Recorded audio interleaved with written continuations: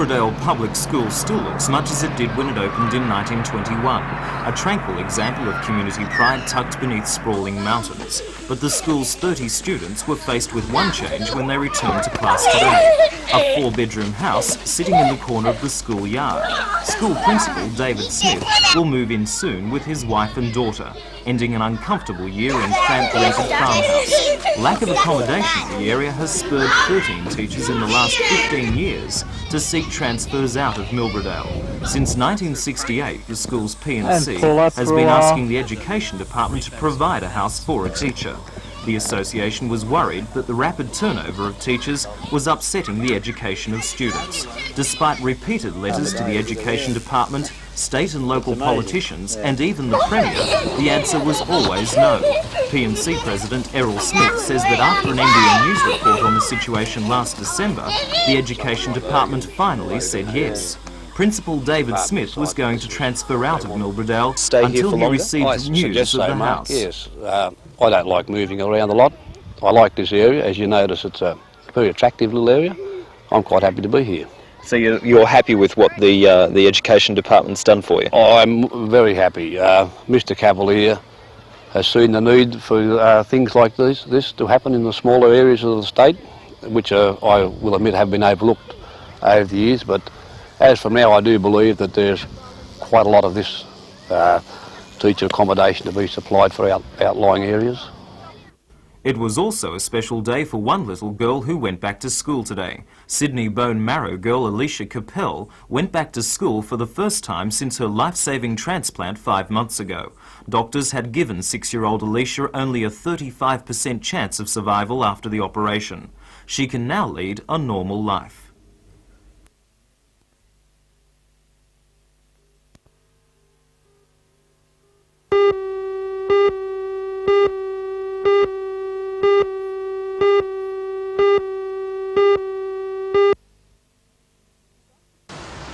The Gosford City Council was divided over the Florida hotel redevelopment.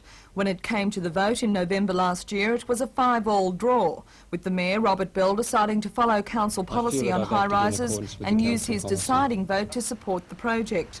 Last week, though, the developers Barclays learned that their problems were not over. A statutory committee called the Height of Buildings Advisory Committee, which in this case the Minister could not overrule, decreed that the development was incongruous with its surroundings. According to John Spackman, manager of the Florida Hotel, that decision was both surprising and disappointing. The committee that rejected our proposal, in fact, was not part of the state government as such. They were there to advise the Minister for Environment and Planning. And the way legislation was written at the time, the Minister couldn't override that committee's decision, which is a crazy situation. Since then, the power to decide whether buildings over 25 metres should be constructed has been given back to councils. With this in mind, Barclays have resubmitted their development application, which according to Town Planner David Kettle has been changed very little.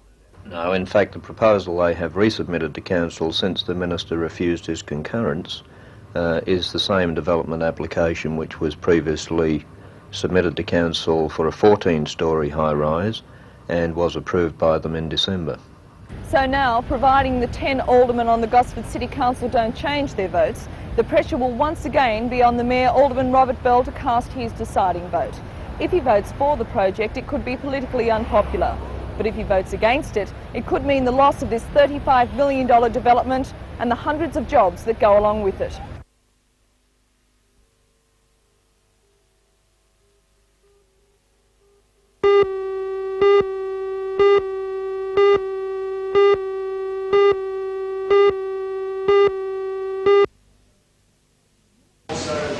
The administration has taken over from the original developer Strait, which resigned last year. According to the designer Chris Dance from Tract Consultants and Kevin Snell, the architect, the Queen's Wharf project hasn't differed much from the original concept. About 20 metres of land has to be reclaimed to allow the construction of the wharf, which will become a focal point of the harbour. The project will include a 400-metre undercover walkway from Market Street, a 30-metre observation tower, a retail area, a restaurant, an outdoor cafe and a 12-unit boatel. Queen Street Wharf is part of Newcastle's $8.5 million bicentennial project to beautify the harbour foreshore.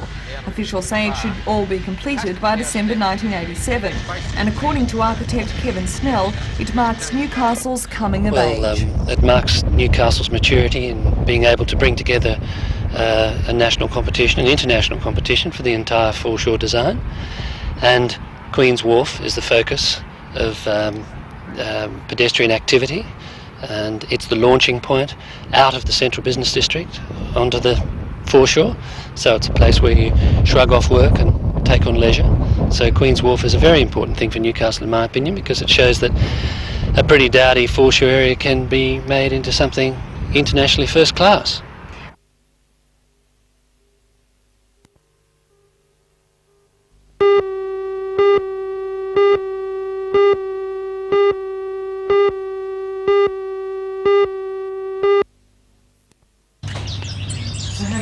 Finches are Arthur Priestley's hobby. Seeing the birds fly around their cages brings a smile to his face. However, Arthur had little to smile about today as he showed his friend and fellow finch breeder Jim Williams his empty aviary. Jim has also been the victim of the bird snatchers, losing $2,000 worth of finches last August. Such losses are a constant risk for bird breeders. Arthur has been robbed twice before, once 6 years ago and again in 1984. Last night came the biggest blow. While Arthur was sleeping, someone cut through the electrified wires surrounding the cages, snipped through the netting and took 115 breeding pairs of finches.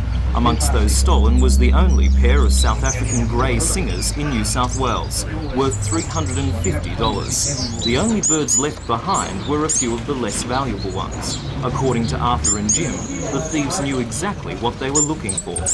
They take all the good birds. If there's any young birds, they seem to leave a couple of them there, but everything else goes. Anything that's good, it's gone. Young ones up there dying now, but they've got no parents to feed them. No, that's the big trouble. All the young birds that's in there, they're all going to die. So a lot of time and effort's gone into these birds, isn't there? Well, you take the amount of time it takes to make aviaries, let alone anything else. You've got to feed them every morning. I seed them up every flaming Saturday, and we chase ants every Saturday, white ants for them.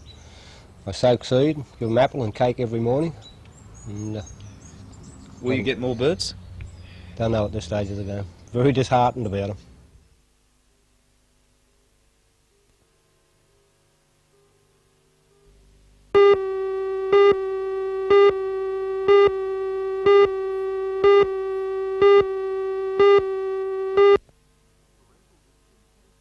Parental discontent has been bubbling just below the surface of the local Catholic school system for some time now. At today's meeting of the Federation of Catholic Schools Parents and Friends, delegates from all over the Maitland Diocese openly voiced their complaints. Parents want to be consulted on decisions that affect their children. The Director of Catholic Education in the diocese is Monsignor Francis Coulihan. According to Federation President John Lloyd, Monsignor Coulihan's authoritarian approach has caused problems. It can create problems with individual parents who may wish to question the curriculum at the school, even the school they attend themselves. And they feel quite often that in their approach in placing these questions, they are unable to get answers because the decisions have already been made. In the case of groups, there is a matter of financing and how groups such as parishes and individual schools can meet the debts that are incurred in running the education system. So they feel that they need input into those sort of problems as well. Are you at all confident that Monsignor Coulihan will cooperate? No. The history of the approaches to date go back over the last 11 years. There has been very little change, if any, from the Monsignor over the time that I've been involved in it, and I don't see that there's going to be an immediate change to his position. But we hope that we will be able to convince him that he does need to see the point of view and that he will change his mind.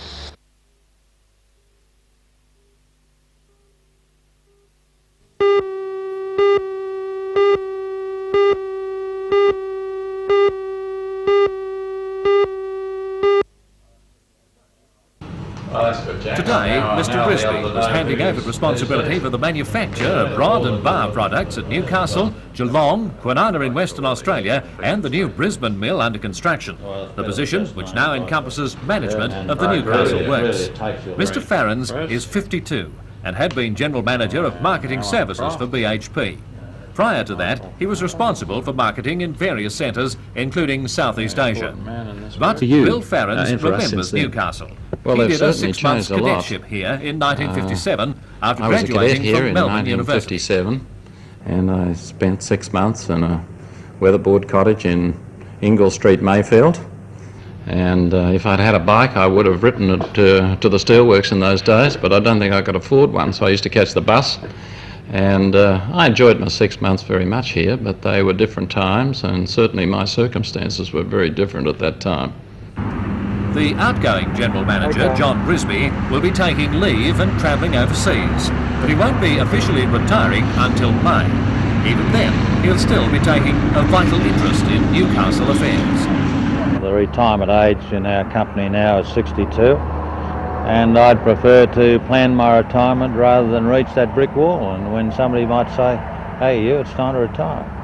Of course, you're not severing your contacts with the company or with Newcastle for that matter. Certainly not. I'll be living in Newcastle and I have an interest in, hopefully for a while longer, Kooragang Coal Loader. And as chairman of the Port Advisory Board, I'll be close to the happenings at the steelworks. And I won't grow away from the steel plant ever, I don't think. The steelworks went through a very difficult time in the early 80s. How did you feel back then? Well, certainly when it occurred it was terrible. We had a very difficult future to face with a downturn in the Australian economy, threats from imports, local competition. Everything was going against us, and it was pretty obvious that really we had to solve our own problem. We couldn't look to governments to do it, and we put a very difficult plan into effect and carried it through. And luckily I had the support of a lot of good people, community, unions, and it worked out well. The very pleasing feature about it is that in such a short time we've reversed that trend, that problem, and gone into development phase, spending a lot of money in developing the plant, which I didn't think, quite frankly, would happen so quickly.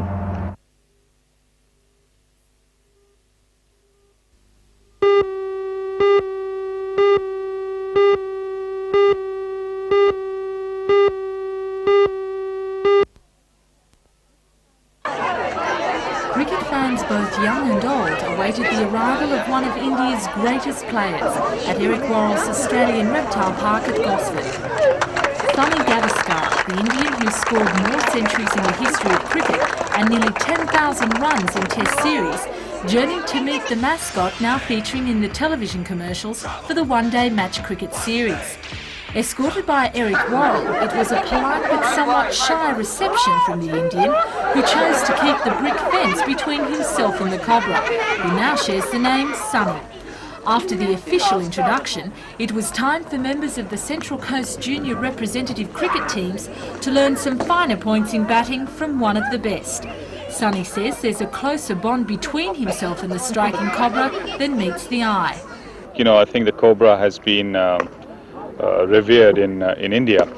We do have a particular day which is especially meant where you on that day you worship the snake. That happens to be sometime in January. I'm not too sure of the exact date. And what you do in the villages where there are lots of snakes is you take out a pail of milk and you leave it outside your door, outside the village home. And that is an offering to the snake god as such.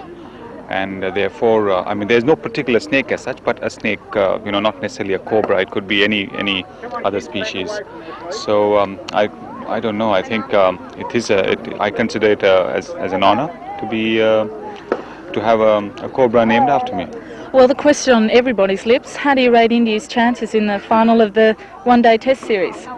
Well, I should think, they're in the one-day game, I think the safest answer is India's chances are as good as Australia's.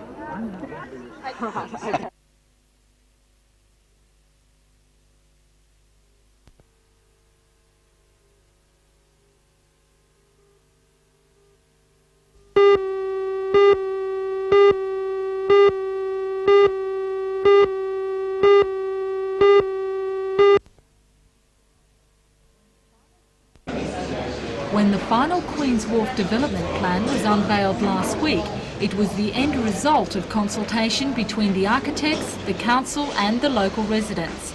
The Hill, Newcastle East, Cooks Hill and Merewether residents groups had expressed some objections to the original plan. They were concerned that the design did not conform closely enough with the original design by Track Consultants, which won the international competition. With the design now finalised, a meeting began at Nobby Surf Pavilion late yesterday afternoon to explain the details to residents. Like most residents, Doug Lithgow from the Northern Parks and Playgrounds Association approves of the design, but he still has a few reservations. This proposal is very close to the original winning design as awarded the competition in 1981. Well, I still think the basic problem underlying this is the need to remove the disused Darks Iceworks line and relocate Wharf Road. It's got to be realigned back onto a better alignment, and that gets rid of a number of ugly buildings and fences and all that junk along the waterfront. It means that this development can be then truly, fully part of the winning design.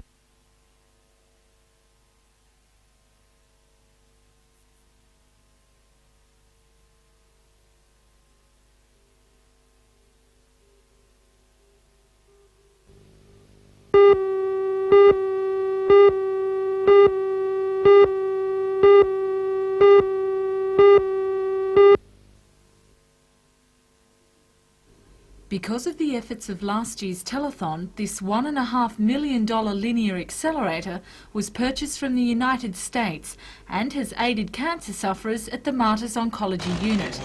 Now, because of a freak accident last November, the machine is useless and repair work would reach well into the millions. The malfunction of an oil-filled pump placed under the machine caused burning oil to spill onto the vinyl floor. Interacting with the plastic, the room was filled with smoke and the damage began there. There's damage throughout most of the major systems of the machine, including the centre waveguide assembly and the bending magnet, as well as the carousel and collimator assembly. These are the most of the systems that make the accelerator work, and while the damage doesn't look great, it's enough to stop it. The machine is the second of its type in Australia, and although cancer treatment will still operate in the oncology unit, the loss of the linear accelerator will cause inconvenience to many patients. Well, those patients who have been under treatment over recent weeks, the small number of those are going to be treated now in the cesium unit, and the rest will be diverted to Sydney, and we're making arrangements for that at the moment. Anyone who comes to us needing radiotherapy in the near future will need to go to Sydney for treatment unless they can be treated on the cesium unit. And the other thing that we're doing that we're hoping will shorten the term of the problem is that we're putting pressure on the firm and on the insurance company to get us a replacement linear accelerator as soon as possible.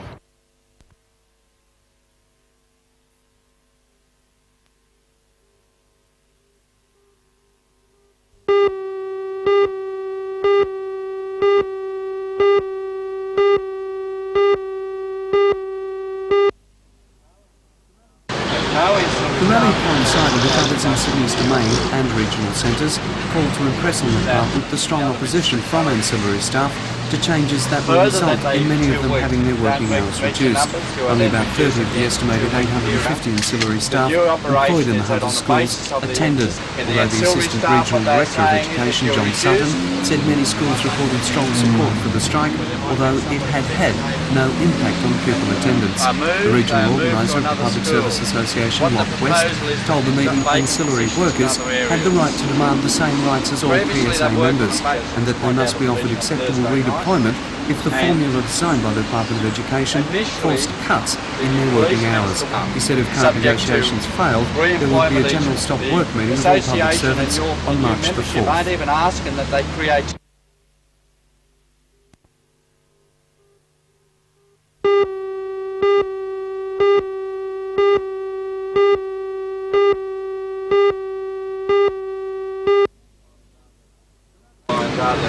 The rally coincided with others throughout the state and ancillaries domain, which led to 500 ancillary staff and teachers' aides marching on the Department of Education headquarters. It was called during a statewide series of meetings last Thursday night with the 8,500 ancillary staff and teachers' aides employed by the Department of Education.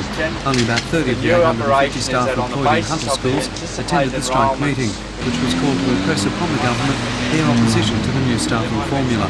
The Assistant Regional Director of Education, John Sutton, said the strike had drawn strong support throughout the region, although with no impact on teacher or pupil attendance.